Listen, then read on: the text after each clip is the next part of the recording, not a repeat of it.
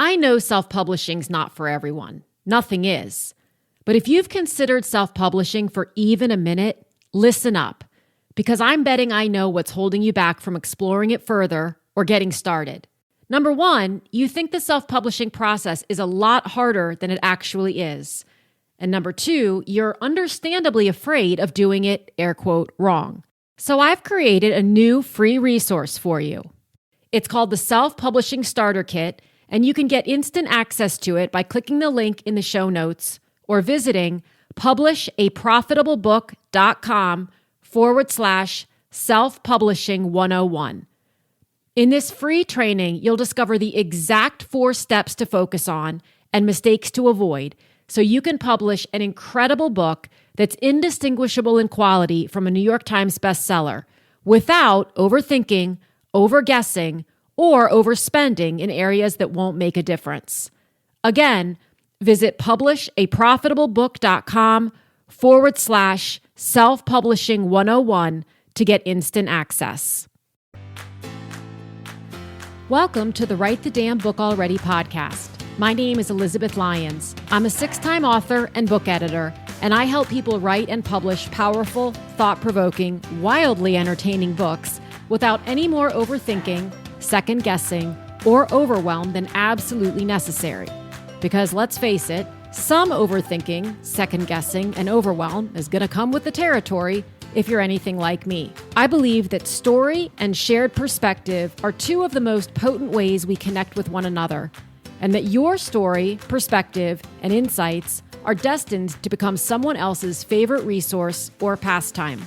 For more book writing and publishing tips and solutions, and plenty of free and low-cost resources, visit publishaprofitablebook.com. If you have ever wondered about offering your book for pre-order, this episode is for you. You have no doubt seen other authors, possibly even friends, who have offered their book for pre-order. Sometimes they'll do it with a discount code because brick and mortar stores like Barnes & Noble sometimes have a 25% off pre-orders thing going on. So you'll see traditionally published authors really encouraging their followers to pre-order during a specific time period. And other times you'll see sort of pre-order and get all these bonuses. And that's probably why I get a lot of questions about pre-orders and how can I offer my book for pre-order? Well, until recently, unless you were published traditionally, it was quite difficult to offer your book for pre-order. It was possible, but it was very laborious and time-consuming, and in many cases, expensive. So without going into all the details, because there's no reason to, it involved putting a sales page on your website, taking orders from people, they'd pay you, and then you'd have to turn around when the book came out and order it, and then you'd have to ship it. And it was just kind of a big mess for a lot of reasons, not the least of which was that the people who placed the pre-orders were getting their books far later than the people who ordered on your pub day, because if they ordered from a place like Amazon and they were a Prime member, they could get their 2-day shipping with Prime, whereas they weren't getting that if you were shipping the book to them or having the book shipped to them from Amazon. At any rate, it's important to understand the reasons why both traditionally published authors and indie authors look to do pre-orders, because they are different. So in the traditional world, there are 2 key reasons why authors and publishing houses encourage pre-orders. One is the number of pre-orders that comes in helps to determine the size of the initial print run. There's obviously no point in ordering an initial print run of 10,000 books if the pre-order season, let's say that's 4 months or 3 months or 6 months, it doesn't matter, only generates 300 orders. The publishing house doesn't want all those books to be printed, bring them all here because they're typically being printed overseas, being stocked at bookstores or in the Amazon warehouses or wherever, and then not selling. On the flip side, they don't want an author to go out and do a really great job of marketing and publicity in advance of the book publishing, only to not have enough. So one of the ways around this is to do a pre-order campaign to kind of gauge the temperature of the audience. So that's reason number 1 for doing a pre-order campaign. The other is obviously, folks with traditional houses are oftentimes hoping to make a bestseller list. All of the books that are ordered in the pre-order period count toward week 1 sales. And bestseller lists are calculated based on weekly sales. So if you get, for example, 8,000 pre-orders over the course of, let's say, 5 months, all 8,000 of those orders count toward your first week sales. Then you add to that, obviously, the sales that you make during your first week, and it makes it a lot, air quote, easier to hit the bestseller list than if you're counting on making, let's say, 9,000 sales all within the first week. It allows a traditionally published author to space out that larger number of sales over a period of sometimes even months, as opposed to getting them all within weeks. In the indie community, the reason for pre-orders is a little bit different. Most of the time, it's not to hit bestseller lists. Until recently, most of the bestseller lists were commanded by traditionally published books, for starters. Although there is now a great bestseller list that's done by Jane Friedman. It's the Hot Sheet bestseller list. It comes out, I think, once a month. And she has an entire bestseller list just for self-published authors, which is incredible. I'll link it in the show notes. But that's still not the prevailing reason why indie authors like to have pre-order options. The biggest reasons indie authors like to have a pre-order option is there are 3 of them, but several of them go together of these 3. So 1, it's to get people excited. It allows them to start talking about their product before it comes out and not just talk about it, but encourage people to take action.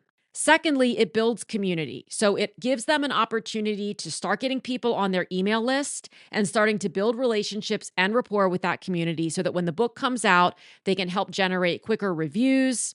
People feel they already have a rapport that they feel with the author, so they're more likely to share it with their followers, etc. And then thirdly, I just mentioned they can communicate with them via their email list. Well, it gets them on the email list to start with. So one of the big challenges with being an author when it comes to data, which is like the bane of my existence. Some people love data. I am not one of those people. Is that with books, it is very, very difficult. Sometimes it's impossible to tell where your readers are coming from. So Amazon owns all of their data. Ingram owns all of their data. If someone buys your book from Amazon, if they tell you they bought it, you'll know, but you'll never get email addresses. You'll see the countries that your orders are placed from, but you certainly won't see which cities or the demographics, any of that kind of stuff. You have no information like that. And you have no way to connect with those readers after they've purchased the book unless they decide to connect with you on social media or email you or somehow find an email list to join. This was one of my biggest problems between books 1, 2, and 3. So my first and second books my first book still to this day is my best-selling book. I sell between 1 and 8 copies of it a day, and I cannot tell you why because I rarely talk about this book. It's just been around a long time. It has great word of mouth. It has more and more reviews by the week, and it has a very niche market, right? The reader, it's for getting through the first year with twins, and most parents of twins or expectant parents of twins want their hands on every book that speaks to that, so it just travels well. The challenge is that when I released that book originally in 2004, and then when I released the companion, which was for the toddler years to twins in 2008, email lists weren't yet really a hot thing. I'm not going to say they didn't exist, but they weren't being talked about ad nauseum as a marketing tool and as a community building tool. So I didn't even know to start building an email list. And everyone who was buying my book at the time was buying it either through a brick and mortar bookstore or through Amazon. When I released book 3, which is You Cannot Be Serious, and it's a compendium of rules that kept me mostly sane at that point as a mom of 5 and an entrepreneur, my reader audience was exactly the same, really, for the most part, as my twins audience. But it was like starting all over again because I didn't have a way to reach out to all the people who had purchased my first and second book, which at that point totaled well over 40,000 copies, and say, hey, guess what? I have a third book. So I felt like I was starting from zero, and it really wasn't that fun. So building the email list and building your way of connecting with readers beyond just selling them the book is really important because this whole book world really is about community. So when you do a pre-order campaign, Sure, if you are with a traditional publishing house and you're saying, hey, the book is 25% off this week if you order through Barnes and Noble, you're not getting any customer data. But if you're an indie author and you're saying, hey, you can't necessarily make the book on sale, but you're saying, hey, the book is available for pre-order during this week or during these 2 weeks. And if you order, here's the benefit that you'll get. You might not get 25% off, but you will get this free download of a tip sheet or a workbook or a guide or a set of templates, like anything that might help encourage and serve the reader, then in order for them to get that extra asset, they provide you with their email address. If you're looking for someone to help you set up this kind of a system, you're going to want to connect with and follow Jen Hansen DePaula. I will link all of her information, her website, and her Instagram in the show notes. She is absolutely phenomenal. She is a phenomenal human being. She has been in the space of author as well as music industry PR for 2 decades. She is creative, persistent, consistent, a wealth of knowledge, completely reasonable, like perfectly well sets people's expectations, and just a ton of fun. So if nothing else, follow her on Instagram, or if you're on TikTok, she's also on TikTok, because she is constantly providing really, really great tips for promoting your book and building community with your readers. But she can help you figure out step by step how to create this pre-order option. In short, it's 4 steps. You figure out what you're going to offer as your digital download. You create a pre-order page. It would be on your website. Step 3 is someone comes to your website to prove they placed the pre-order. And the way that they prove it is by entering their receipt number and their email address. And then step 4 is an automated situation where the minute that they enter that, you immediately send them whatever the digital bonus is. And it's all set up in an automated fashion so that you don't have to be sitting there watching the emails come in and then creating new emails to send out to all of these people. It all just happens behind the scenes. So it helps to build your email list, build rapport, give you a way to connect with people after they've purchased the book, all this sort of stuff that is so incredibly critical for audience building and relationship building. And to be clear, you don't have to be a business owner in order to do this and to have value from it. So even if you don't have, let's say, a tip sheet that helps you connect with people because you also have other products and services that your book is related to that you offer people, you can still find a way to offer to your pre-order community something that will be of benefit to them in reading your book. I mean, heck, if you're writing a children's book, you can create printable coloring sheets of characters from your book that your readers' kids, or your readers, because it's a children's book, can color while their mother is just trying to get a moment of peace and catch up on the latest episode of Emily in Paris. So now that we can do it just as well and just as easily as indie authors as it can be done in the traditional publishing community, let's say a big hurrah, but also there's a little bit of a hiccup. And we found this out recently-ish because there was a situation where an author got a sizable bill from Ingram Spark. So in short, without making this too terribly confusing, because you're only listening with your ear. I don't know about you, but I'm a visual person. So whenever someone's explaining something to me, I'm imagining it on a chalkboard with boxes and crayons and all kinds of things. So I'm going to try to explain it in a way that it makes sense, but without it feeling too overwhelming. The way that pre-orders are now possible through Amazon is actually through Ingram Spark. Ingram Spark is a division of Ingram, which is the largest U.S. wholesaler of books. Indie authors have for a long time been able to offer their ebook for pre-order on Amazon, but not their paperback or their hardback. And we're now able to offer our paperback and or hardback for pre-order through Amazon, but it goes through Ingram Spark. So what happens is when you load to Ingram Spark, you set a for sale by date and you set a publication date. And if your for sale by date is earlier than your publication date, then Ingram Spark creates an account over on Amazon, or a listing, let's say it that way. It creates a listing over on Amazon for the paperback and or the hardback copy of your book to be available for in a pre-order period between the date it's on sale and the date it goes live for publication. Once it goes live for publication, if you're listed through Amazon as well, then the Amazon listing takes over. It just kind of replaces the initial Ingram Spark listing in the system. Just try to envision this. Now, if you're already trying to find the rewind button so that you can take copious notes on how that all works, you can absolutely do that. You can hit rewind as many times as you need and write all of that down. If you would like a step-by-step walkthrough on exactly how to upload to both Amazon and Ingram Spark to make sure that your pre-order is available one day and then it goes live on the other day and you don't have competition or miscommunication between the two ecosystems, I walk you right through all of that in Publish the Damn Book already. And I've put a link in the show notes to the course information so you can easily access it.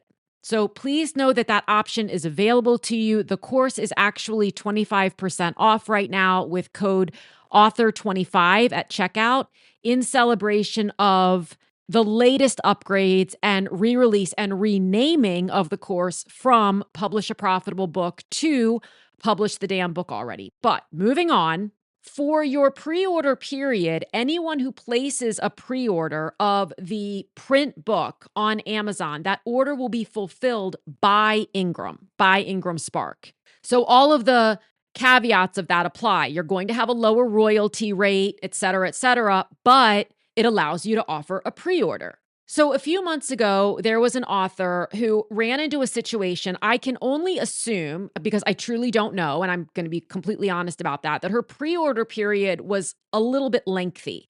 And by that, I don't know if we're talking 2 months or 6 months, because lots of times in the traditional space, there will be 6-month-long runway for pre-orders. I don't know how many months long her pre-order period was. What I do know is that during that period of time, she got a lot of pre-orders, like hundreds and hundreds and hundreds of pre-orders. So what happened was, because Ingram Spark had created the listing on Amazon, Amazon's system was seeing that all these pre-orders were coming in. Therefore, Amazon's system kind of said behind the scenes, wow, looks like this book is going to do well. We probably should have some on hand for launch week.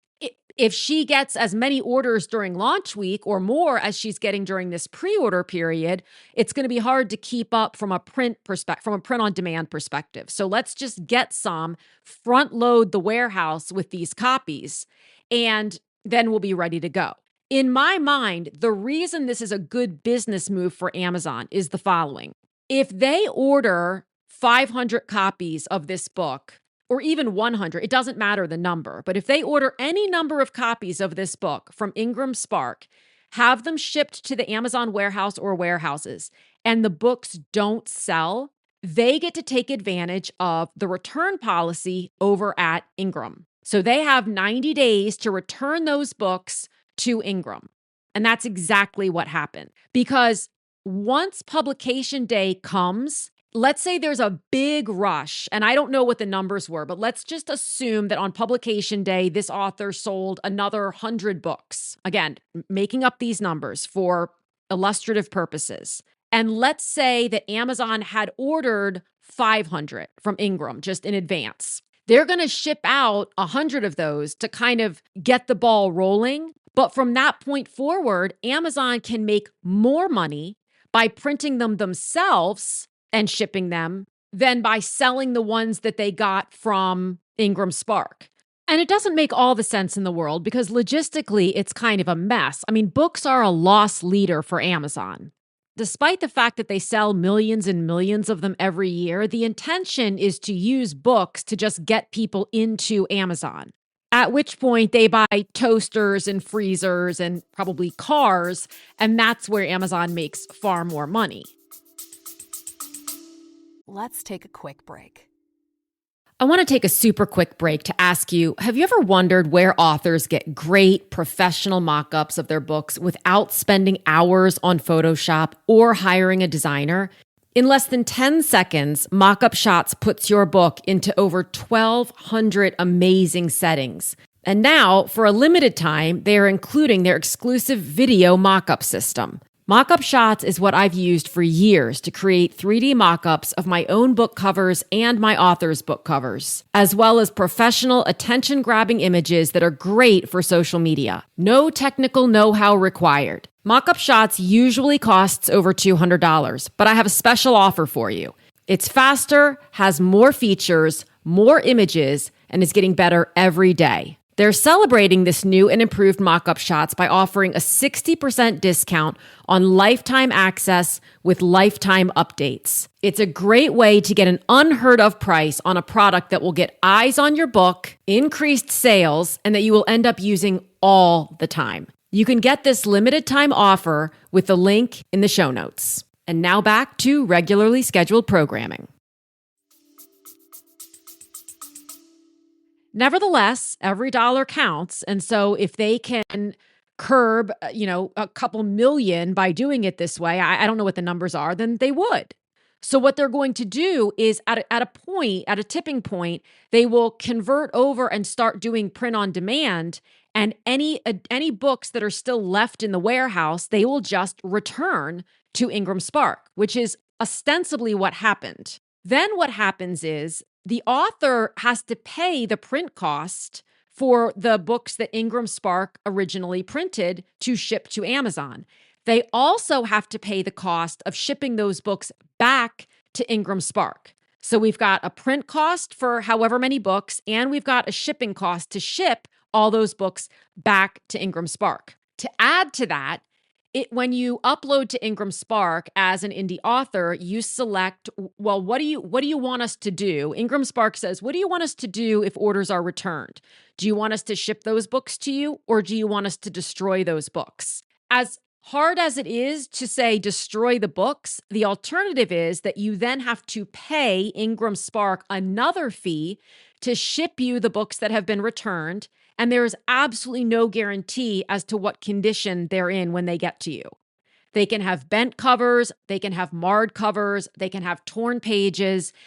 In essence, they're not resellable. So now you've paid more money to get a book sent to you that you really can do nothing with. So most people opt to just have their returns destroyed. I know, it pains me too. But it just doesn't make sense to pay for it to come to you if you can't do anything with it. So that's what happened in this instance, is the author had this raging pre-order, which was amazing, but there was a number, and we don't know what that was, but it was seemingly a couple hundred books that were pre-ordered by Amazon in order to, again, like preload and have things ready. But then after launch, once they got to that point where it kind of slowed down a second, they still had a bunch of Ingram Spark copies. They said, let's just ship those back because now, we make more money printing our own books, and the orders are now coming in and can be fulfilled by us, print on demand. They don't have to be fulfilled by Ingram Spark anymore. We're no longer in the pre-order period. So one might think, oh my God, well, what does one do? And I have a proposed solution. My proposed solution for this is not to throw the baby out with the bathwater, which is the worst saying ever. And I don't even know where it came from. And if someone, I should look it up. I was going to say if someone could tell me, but I think that's what Google's for. It's probably bad. Don't have a long pre-order period. And I think there's a benefit to this on multiple fronts.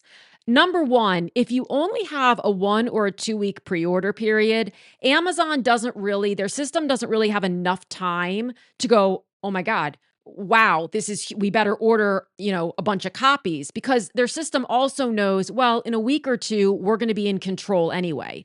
So if nothing else, they might print on demand a bunch of copies and have them in the warehouse, but it's unlikely that they would order them from Ingram Spark, because by the time they're printed by Ingram Spark and shipped to Amazon, you've already launched. So they could be printed by Amazon at that point anyway. Secondarily, if you have a short pre-order period, it creates, and I don't like the whole urgency scarcity thing. I really, really don't. And it works. And the reason it works, if you know that something's going to be on sale for the next 6 months, if you're anything like me, you're like, I'll get to it later.